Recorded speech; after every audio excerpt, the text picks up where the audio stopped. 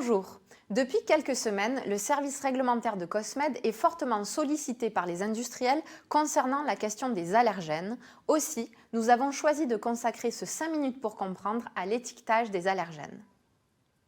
Selon le règlement cosmétique, 25 allergènes doivent actuellement être étiquetés dans la listing key s'ils sont présents à plus de 10 ppm pour les produits sans rinçage et à plus de 100 ppm pour les produits rincés. 26 étaient initialement listés, mais le liral est devenu totalement interdit depuis août 2021. Des évolutions sont prévues. Rappelez-vous, en 2012, un avis du SCCS recommandait d'informer le consommateur de la présence de 62 allergènes de parfums supplémentaires, en plus de ceux déjà à étiqueter. Et cette opinion du SCCS se concrétise et fait aujourd'hui l'objet d'un projet de règlement. Au total, c'est donc 87 substances qualifiées d'allergènes qui seront prochainement à identifier sur l'étiquetage, une tâche plus complexe, surtout pour les petits formats. Dès 2013, l'étiquetage des allergènes fut source de longues discussions au sein de la Commission européenne. Et suite aux différentes consultations publiques et études d'impact, 3 options ont été évoquées. 1. Ne rien changer par rapport aux règles actuelles, rester sur l'étiquetage des 25 allergènes. 2. L'étiquetage on-pack de tous les allergènes. Et 3. L'étiquetage off-pack, c'est-à-dire de manière dématérialisée, en utilisant une adresse internet, un QR code ou un code barre figurant sur l'emballage. Cette proposition est principalement défendue par l'industrie, dont Cosmed.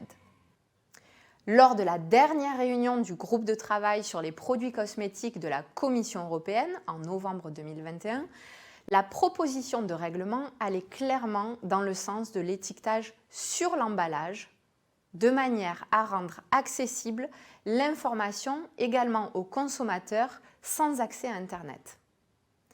Dans certains cas, les isomères notamment, un regroupement des non-inky a été envisagé pour plus de clarté du côté des consommateurs. Les périodes d'application de cette nouvelle mesure envisagée dans le projet de règlement seraient de 3 ans pour la mise sur le marché des produits, avec un délai de 5 ans pour retirer du marché les produits non conformes à partir de la date de publication du texte.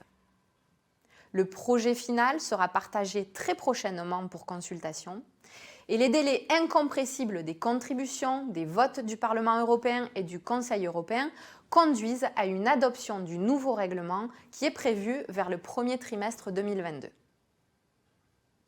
Alors, étroitement lié à la question de l'étiquetage, on retrouve l'analyse quantitative des allergènes qui permettra de vérifier que les seuils d'étiquetage sont atteints ou pas. Et à ce sujet, en septembre 2021, le Comité européen de normalisation a mis à jour la norme relative aux méthodes d'analyse afin d'y inclure 57 substances au total. Pourquoi 57 alors qu'on parle de 87 allergènes à étiqueter? En effet, tous ne sont pas couverts par cette méthode car certains sont des mélanges complexes qui ne peuvent être analysés de cette manière. Cette méthode, également validée au niveau de l'IFRA, a donc des limites puisqu'elle ne contient que ceux techniquement analysables. Concrètement, les extraits végétaux ne sont pas insérés dans cette méthode, du fait de la complexité de ces substances non analysables via cette technique.